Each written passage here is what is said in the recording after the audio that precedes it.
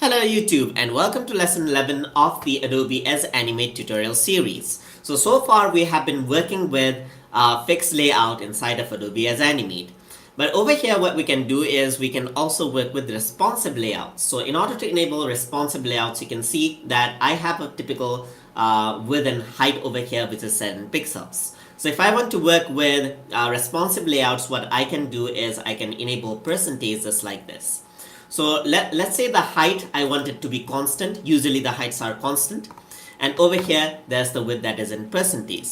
So once I actually enable percentage, you can see that I can increase and decrease the size of my canvas just like that. So over here in the width section, you can see that my default canvas is right over here. That's 550. So I can actually go over here and I can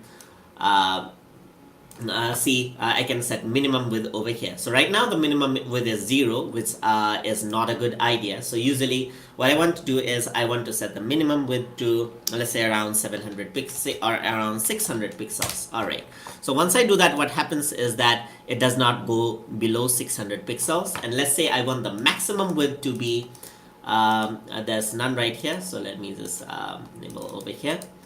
So let me just disable the none, and you can see that there's 610 as maximum width. Let me say maximum width to be 1200 pixels, just like this. So now what happens is that this is the maximum width that I'm going to use. So I'm going to use 1200 pixels over here. So this is going to be maximum width and minimum width over there.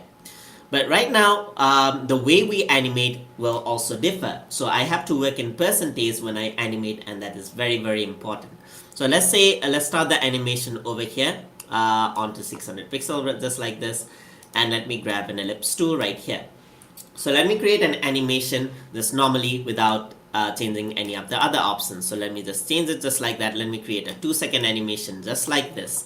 And you can see that I have a 2-second animation. So if I have an increased width, for example, the animation actually remains the same if I were to use the fixed pixel graphics right here. So let me create another ellipse tool right here. And for this, I'm going to use percentage instead of pixels. So I'm going to use percentage over here. Y-axis, I don't really need to use the percentage over here. And width and height, you can leave it in percentage or width. So I'm going to say width is going to be percentage. So if I were to actually increase this in size, you can see that the width changes along as well. So let me create the animation normally over here as well. So let me just drag it onto this section and then drag this onto this side. So you can see that there's an animation over here. But if I were to increase this in size, you can see that the animation actually changes. So for this shape right here, the animation happens in pixels, but for this, it'll change according to the browser size.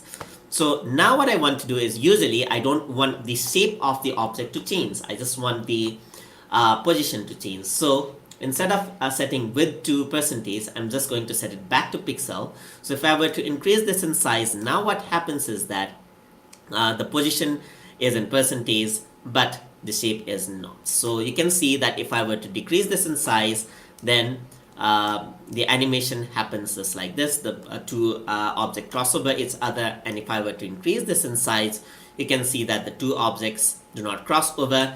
The position of this actually changes just like this. So let me just preview this in browser. So if you were to preview this in browser, what happens is that you can see right now I'm using 1200 pixels of my size. So let me just decrease this in length and then reload this, and you can see that this happens. So if I were to reload this, you can see that the bottom shape actually is responsive according to what my browser is like. So you can see that it actually moves according to how well it is designed. So if you were to use responsive design, for example, so let me just bring this down over here. Let's see how it works further. So I have this shape right here. So this is gonna be in x-axis is gonna be percentage over here, and let me just copy and paste this, drag it onto the side, drag it onto the side. Everything is in pixels right now, just like this.